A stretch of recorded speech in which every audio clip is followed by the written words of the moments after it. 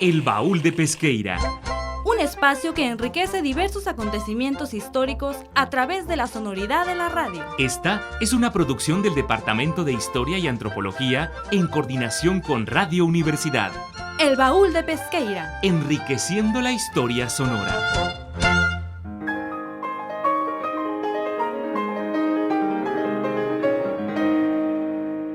Bienvenidos a El Baúl de Pesqueira. Esta es una producción de Radio Universidad 107.5 FM. Les recordamos que este programa es una producción del Departamento de Historia y Antropología. Igualmente los invitamos a que nos sigan en nuestras redes sociales. Nos encuentran como El Baúl de Pesqueira en Facebook, Instagram, YouTube, TikTok, Spotify y Apple Podcast. El tema de esta semana es el sufragio femenino, con nuestra invitada especial, la doctora Elizabeth Cejudo. Para comenzar este programa, escucharemos la cápsula Elvia Carrillo Puerto, la monja roja, a cargo de nuestra compañera Esmeralda Jauregui.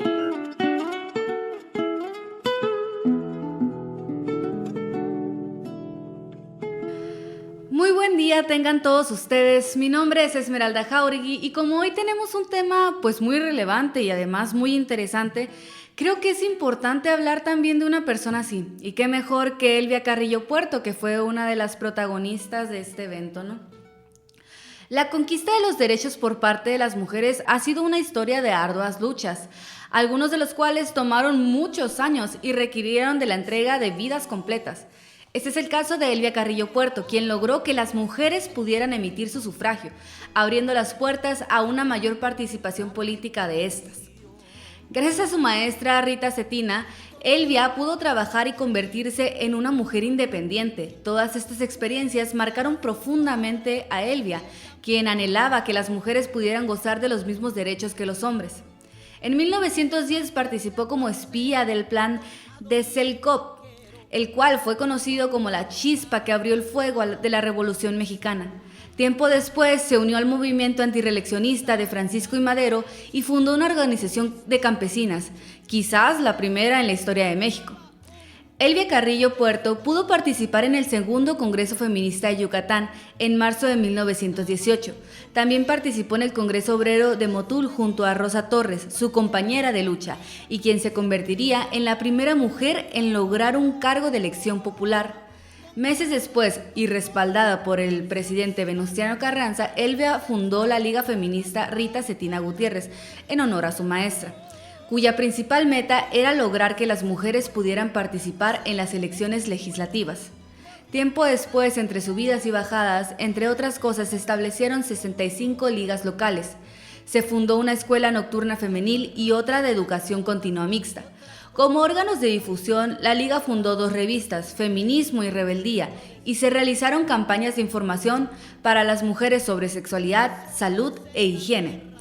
En 1941, Elvia Carrillo Puerto, la monja roja, como muchos la apodaron, cesó su activismo debido a un accidente de tránsito que la dejó parcialmente ciega. Sin embargo, Elvia fue testigo de los primeros frutos de su lucha colectiva, cuando en 1947 se aprobó el derecho político a las mujeres a votar y a ser votadas en las presidencias municipales. Muchas gracias, tengan buen día y sigan escuchándonos. Cuenten que las mujeres cumplieron sus deberes, ganándose el respeto de toda la nación.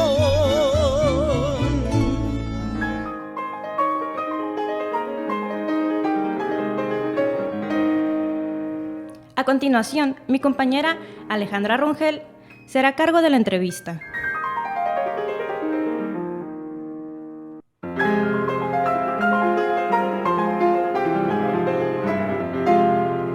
Muy buenas tardes. Antes de empezar con la entrevista, me gustaría leerles una pequeña semblanza de la doctora Elizabeth Cejudo. Ella es profesora investigadora del Departamento de Historia y Antropología de la Universidad de Sonora. Es doctora en Historia por la Universidad Nacional Autónoma de México, integrante del Sistema Nacional de Investigaciones Nivel 1. Se ha especializado en Historia de las Mujeres, Relaciones Iglesia-Estado en el México posrevolucionario y la Historia Contemporánea de Sonora.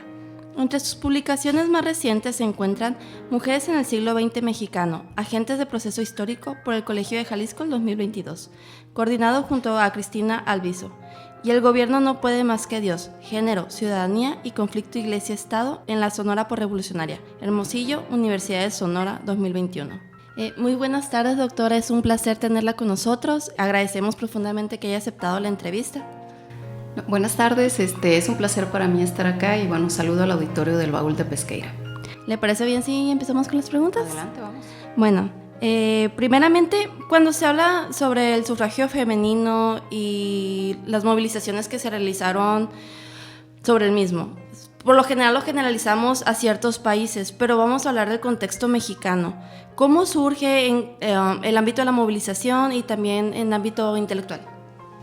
Muy bien, pues bueno, sí, justamente hablar del sufragio femenino implica hablar de una movilización global, ¿no? Una movilización global que tiene sus orígenes en la Europa occidental y que se agudiza, digamos, con el cambio de siglo entre el 19 y el 20, con el auge de la muchacha moderna, ¿no? Que es esta joven que va cambiando, ¿no? A partir de que puede ingresar al campo laboral, de que tiene la posibilidad de tener como mayores ingresos, y digamos que la solicitud o la exigencia del reconocimiento del voto se ubica dentro de lo que algunas personas llaman o que se ha convenido, digamos, llamar la primera ola del feminismo, que no solamente buscaba el voto, sino que buscaba como otras acciones que permitieran como una representación más clara de las mujeres en el ámbito público, ¿no? Esto surge a partir de como estas revoluciones liberales, digamos, que amplían la ciudadanía para otros sectores que antes no estaban considerados, pero que le excluyen explícitamente hacia las mujeres. Es decir, hablemos del caso mexicano, la Constitución de 1917 reconoce, por ejemplo, a los campesinos, a los obreros y demás, pero excluye explícitamente y deja en la minoría de edad a las mujeres y a los pueblos indígenas también. Entonces, esta necesidad de ampliar la ciudadanía que se estaba observando en diferentes procesos políticos es retomado como una de las causas principales del movimiento feminista. Incluso dice John Scott que justamente esta necesidad de la ampliación de ciudadanía es de donde surge lo que reconocemos ahora como un feminismo occidental, ¿no? Como el feminismo que reconocemos que operó, digamos, durante todo el siglo XX. Ahora, en el caso de México específicamente, también podemos regresarnos hacia el siglo XIX.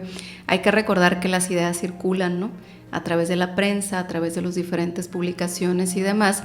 Entonces, pues había ya ideas sobre esta nueva mujer, ¿no? Había ideas sobre que tenía que conversarse sobre quiénes eran, qué estaban haciendo en el mundo y cómo querían ser insertadas en el mundo las mujeres.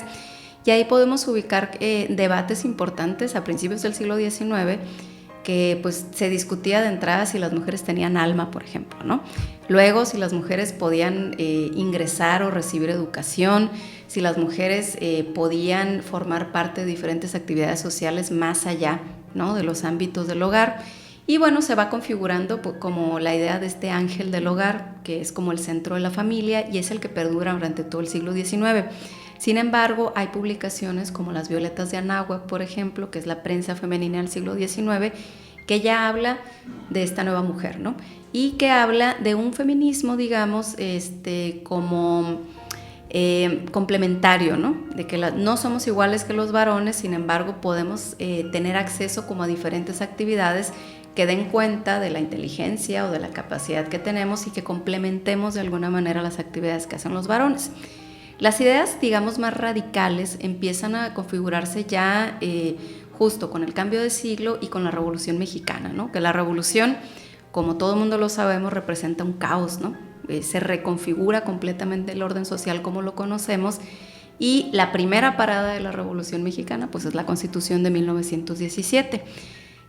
Las mujeres participaron muy activamente en los procesos antirreeleccionistas, en la lucha armada revolucionaria, digamos, como espías, como propagandistas, como enfermeras, quedándose a cargo de los hogares cuando los hombres partían al campo de batalla, en el campo de batalla también, no solamente como Adelitas, no solamente como las mujeres, digamos, el interés romántico, sino también en el campo de batalla, operando las armas y también algo bien importante, cuidando, alimentando y curando, ¿no? a los enfermos o a los heridos que iba generando esta guerra. Bueno, entonces, participaron activamente, se solicita, ¿no? Se discute el voto de las mujeres, incluso desde el Partido Liberal Mexicano, se discute en otras oportunidades, y bueno, finalmente hay una conversación en el constituyente del 17 y dicen, bueno, las mujeres no están marchando aquí porque quieren votar, ¿no? No hay una exigencia, y la otra es que había una preocupación muy grande de que las mujeres mexicanas no tuvieran la capacidad para definir su voto y que fueran influidas por el clero. Entonces la Constitución de 1917 pues insiste en que ciudadanos mexicanos solo son los varones y que las mujeres tienen otros derechos civiles, digamos, pero no están reconocidas como votantes y como propensas a ser votadas, ¿no? Por ejemplo, esta negativa del voto, considerando las relaciones y la influencia en los países de Latinoamérica, ¿cómo se relacionan las mujeres de países que ya se les permitía votar con las que aún seguían luchando por este derecho? Bueno, en Estados Unidos se da esto en 1920, es de forma temprana en América, ¿no? Digamos que es un referente importante. En el resto de América Latina va ocurriendo en la década de los 20, 30, 40 y varios se consolidan en la década de los 50. Ya lo vimos ahora, o lo vamos a ver más bien en una cápsula que presenta Kevin más adelante. Hay una organización, sí hay. El Ateneo de Mujeres Mexicanas, por ejemplo, tenía contacto con otras organizaciones en América Latina. Hay una asociación interamericana también de mujeres que están conversando y que están hablando de la necesidad del voto. Sí existía comunicación, existía contacto, sin embargo, creo que en el caso mexicano, a pesar de que sí había vínculos, circulación de ideas y demás, lo que se refuerza es la articulación entre estados y entre mujeres mexicanas, y lo vemos representado en los congresos feministas de 1916, por ejemplo, en las solicitudes que hay de voto en la década de los 20 y en una articulación súper exitosa que ocurre en la década de los 30 en el Frente Único Pro Derechos de la Mujer. Y es justamente en esta década de los 30 en la que parecería que iba a ocurrir el voto para las mujeres. Hay una participación muy importante de mujeres incluso en los plebiscitos internos del PNR, que era el Partido de la Revolución Mexicana, ¿no? Y bueno, finalmente, aunque tiene el apoyo del presidente y aunque eventualmente se logra la aprobación en ambas cámaras, nunca se declara formalmente y no se publica en el Diario Oficial de la Federación. Entonces, pasa el tiempo, se va Lázaro Cárdenas de la Presidencia de la República y pues se va con la promesa sin cumplir hacia las mujeres mexicanas, y este es un primer momento bien importante para este ejercicio, ¿no? Para esta exigencia de las mujeres mexicanas por votar, que aunque no se logra y no aterriza el objetivo, representa un espacio o un periodo de formación política súper importante para las mujeres que vamos a ver como consolidado, digamos, años más adelante. A continuación, escucharemos la cápsula El voto femenino en Latinoamérica, a cargo de Kevin Flores.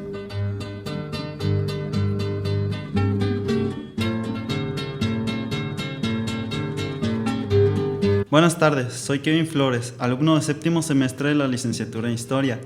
La siguiente cápsula es sobre el voto femenino en los primeros 2 países latinoamericanos que la aprobaron, es decir, el caso de Uruguay y Ecuador. Este 17 de octubre se cumplieron 69 años desde que se permitió en México el sufragio femenino, y aunque se trató de un gran avance por la igualdad política, no hay que olvidar que nuestro país fue de las últimas naciones latinoamericanas en permitir a las mujeres votar y ser votadas. El 3 de julio de 1927 se llevó a cabo el plebiscito de Cerro Chato, en Uruguay, en el cual se decidiría la anexión de 3 pueblos a un departamento vecino, y a pesar de que no fue estrictamente un ejercicio político, sí fue un antecedente histórico para toda la región. Cabe destacar que el movimiento que hizo posible esto estuvo dirigido por mujeres de dichas comunidades, y aunque en la Constitución uruguaya la mujer tenía derecho al voto popular, fue en el plebiscito de Cerro Chato que se ejerció este derecho. Otro caso digno de mención es el de Ecuador. En este país, el sufragio femenino se aprobó en 1929 gracias a los esfuerzos de Matilde Hidalgo. Fue la primera en graduarse de una secundaria en Ecuador y la primera médica del país. En las elecciones legislativas de 1924, Hidalgo pidió que la registraran para votar. Al principio, los funcionarios le negaron el derecho al voto, pero ella se apoyó en la Constitución de esa época, que no hacía alusión alguna al género. 5 años después, su solicitud fue ratificada por el Consejo de Estado ecuatoriano. Como podemos escuchar, la consecución del voto femenino en nuestro continente fue una lucha heterogénea y de muchos matices. No hay que olvidar tampoco que a pesar de lo grandes que son estos logros, aún hay mucho que avanzar para lograr una verdadera igualdad política entre hombres y mujeres. Liberación absoluta es meta de la mujer, pero aquello de que hablamos, que no lo dejen de hacer, aunque sea sin amor, aunque sea sin amor, aunque sea sin amor. A continuación, escucharemos la segunda parte de nuestra entrevista. Para continuar, precisamente pensando en estos movimientos que había en México, ¿qué mujeres o eventos por la lucha por el voto mexicano femenino son los que usted resalta? Bueno, ya les había platicado, creo que lo platicamos un poco en la pregunta anterior. Creo que el Frente Único Pro Derechos de la Mujer es determinante, ¿no? Los congresos feministas que se llevaron a cabo en 16 también son bien importantes. Sin embargo, no había una convención con respecto a si el voto era un asunto primordial, de emergencia, digamos, en la agenda feminista de las mujeres mexicanas. Ya en la década de los 30 es cuando se va consolidando el esfuerzo, gracias al Frente Único Pro Derechos de la Mujer. ¿Y por qué por este frente? ¿No? Porque aglutinaba a un montón de organizaciones de mujeres que se fueron formando en la posrevolución mexicana y era, digamos, dirigido por mujeres que formaban parte del Partido Nacional Revolucionario y que formaban parte del Partido Comunista, que eran fuerzas políticas muy importantes en el país en ese momento, y de un montón de otras agrupaciones de profesoras, de católicas, etcétera, etcétera, ¿no? Entonces, hay un ejercicio bien importante de articulación y de relación con la política formal ahí, y casi se logra el sufragio femenino, ¿no? Entonces, cuando no se logra en 1900, en la década de los 30, se va a Lázaro Cárdenas, la conversación como que se pierde un poco, porque con el pretexto de la unidad nacional se agrupan todas las mujeres en el Partido de la Revolución Mexicana y empiezan a participar dentro del partido, en la Secretaría de Acción Femenina, etcétera, etcétera. Luego, para 1947 antes hay como algunos experimentos y laboratorios de la revolución en algunos estados como Yucatán, Chiapas y demás, en los que por decreto del Ejecutivo se puede y se permite, se reconoce el voto de las mujeres con muchas condicionantes, entre ellas que sean mujeres anticlericales, ¿no? Y esto es algo que no, digamos que son como experimentos como muy complicados de entender porque se utilizaban las políticas de cada grupo que estaba en el poder y no necesariamente incluía la participación de la totalidad de mujeres, sino de aquellas que cumplían con los requisitos específicos de ser racionales, de no ser fanáticas, Bueno, para 1947 lo que ocurre es que hay un nuevo empuje para el voto, ¿no? Y se aprueban las elecciones, se modifica el artículo 115 constitucional para que se apruebe que las mujeres participen en las elecciones municipales como votantes y como candidatas, porque atendía como a un espacio más doméstico, ¿no? Las mujeres reconocemos o podemos participar en lo que nos queda en corto, en lo que nos queda en cerca, en el barrio, en el mercado, en el parque, en las escuelas, etcétera, etcétera. Luego, por presión de las propias agrupaciones de mujeres latinoamericanas y que estaban incluso en contacto con la Organización Nacional de las Naciones Unidas, empiezan a presionar al Estado mexicano, ¿no? Y dicen, bueno, ¿para cuándo va a ocurrir en México, no? Y Adolfo Ruiz Cortines, que era el presidente en ese momento, quería también como decir, bueno, estamos en un Estado moderno, ¿no? Entonces el Estado moderno requiere reconocer la participación política de las mujeres, y es entonces que se aprueba desde la candidatura presidencial de Adolfo Ruiz Cortines, del propio candidato del PAN, que no me acuerdo cómo se llama, ya se prometía, las mujeres van a votar, ¿no? Vamos a lograr que las mujeres voten. Ya no es un discurso como el cardenista, por ejemplo, en el cual se decía que las mujeres formaban parte súper importante de la política y tienen que involucrarse, sino más bien era un discurso un poco maternalista, ¿no? De decir, bueno, las mujeres van a tener este reconocimiento y este poder cívico para influir dentro de sus familias, ¿no? Y así pasa. En 1953 se publica en el Diario Oficial de la Federación, que es la fecha que conmemoramos, el 17 de octubre. En Sonora, por ejemplo, pasa la reforma en 54. En 55 participan las mujeres de todos los estados en elecciones para gobernador, bueno, donde tocaba. En el caso particular de Sonora participan en las elecciones de gobernador y en elecciones de diputaciones federales en 55, ¿no? Y en 58 se participa por primera vez en elecciones para la presidencia de la República, ¿no? Y eso más o menos ahí podríamos definir esa cronología. Pues ahorita que menciona el estado de Sonora, en este periodo del movimiento también se dio aquí en el estado el movimiento racista antichino. Entonces se dio que mientras las mujeres en Sonora buscaban el voto, también estaba este movimiento. ¿De alguna manera se pueden entrelazar? Súper sí, porque digamos la primera mujer que tenemos registrada que solicitó el voto al Congreso del Estado en 1925, Emelida Carrillo, pues también formaba parte del Comité Femenino Antichino. Y esto lo podemos explicar porque Emelida Carrillo era profesora. Las profesoras formaron parte bien importante de todas las políticas del Estado postrevolucionario y además eran un poco como la vanguardia política, ¿no? Emelida Carrillo pues tenía la influencia también en espacio fronterizo de las movilizaciones que habían tenido éxito en 1920, conocía lo que había pasado en Yucatán, lo que había pasado en otros estados y pues tenía una formación política importante y pues también formaba parte de estas campañas, no solamente la campaña antichina, ¿no? Sino las campañas de alfabetización, antialcohol, por la higiene. Muchas profesoras participaron de esas campañas, era el pensamiento revolucionario en esos momentos y era lo que ellas pues consideraban que era válido en términos de su participación política. Y aquí es importante que cuando recordamos o cuando visibilizamos, analizamos el actuar de estas mujeres, hay que considerarlas como seres multidimensionales, ¿no? No son las heroínas, no son las excepcionales, las mujeres llenas de bondades que solamente tenían o atendían a políticas justas, progresistas, no. Hay mujeres que tenían formación política, participaban, querían el voto, etcétera, etcétera, pero pues tenían también como otras digamos, apoyaban a otras causas que por supuesto que nos parecen reprobables ahora, ¿no? Pero bueno, es parte de la formación política y de los espacios donde se movían en ese momento y en ese tiempo específico. Digamos, la solicitud de Emelida Carrillo, por supuesto, no tuvo éxito, ¿no? Entonces tuvo que pasar todavía una movilización importante de las mujeres sonorenses en la década de los 30 y pues una participación importante en la década de los 50, desde los 40, para que se lograra este asunto del voto, ¿no? Hay que decirlo, aquí en Sonora no hemos ubicado un movimiento, además de lo de Emelida Carrillo, que se dedicara y dijera, estamos aquí específicamente para lograr el voto. Estaba dentro de una agenda amplia que buscaba no solamente ser reconocidas como ciudadanas a partir del voto, sino como en los espacios políticos, en los espacios escolares, en otro tipo de participación, ¿no? Entonces es importante decirlo que el voto no se convierte necesariamente en la meta única de los movimientos feministas o los movimientos de mujeres que no se asumían en ese momento como feministas, sino que fue uno de los logros que se acompaña de una construcción de ciudadanía, de una posibilidad que tienen las mujeres de decir, bueno, estoy en este lugar, no me gusta lo que veo y desarrollo estrategias para cambiarlo, ¿no? Pues esto fue todo. Muchas gracias, doctora, por habernos acompañado. Agradecemos que haya podido acudir a la entrevista. No, pues un placer y un gusto estar acá con ustedes. Gracias. A continuación, nuestra compañera Esmeralda Jauregui nos dará la cartelera.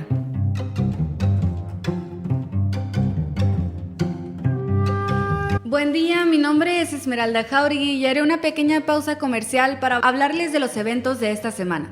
Por una parte, tenemos el concierto musical de la Orquesta Juvenil Sinfónica de Sonora a las 12 horas en el Auditorio Cívico Municipal Fray Ivo Toneg. También tenemos una obra de teatro titulada Octavio, Festival para Niños y No Tan Niños por Pigman Avens a las 2 de la tarde en el Teatro Emiliano de Subeldía en Hermosillo. Además, se abren las convocatorias para el 8º encuentro de Edmundo Valadez, cuya recepción finaliza el 31 de octubre, y para el Premio de Bellas Artes de Minificción de Edmundo Valadez del 2022, que de igual manera finaliza el 31 de octubre.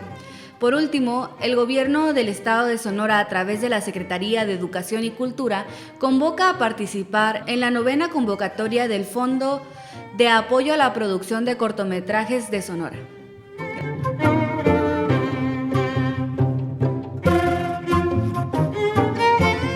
Eso es todo por hoy. Agradecemos a la audiencia, a José Luis Jara en los controles y a los productores Jesús Motel y José Castorena. Nuevamente los invitamos a que nos sigan en nuestras redes sociales. Nos encuentran como El Baúl de Pesqueira en Facebook, Instagram, YouTube, TikTok, Spotify y Apple Podcast. Por hoy, el Baúl de Pesqueira ha cerrado un programa más. Te invitamos a escuchar un encuentro entre el pasado y el presente de Sonora en la próxima emisión. Esta fue una producción del Departamento de Historia y Antropología en coordinación con Radio Universidad. El Baúl de Pesqueira. Enriqueciendo la historia sonora.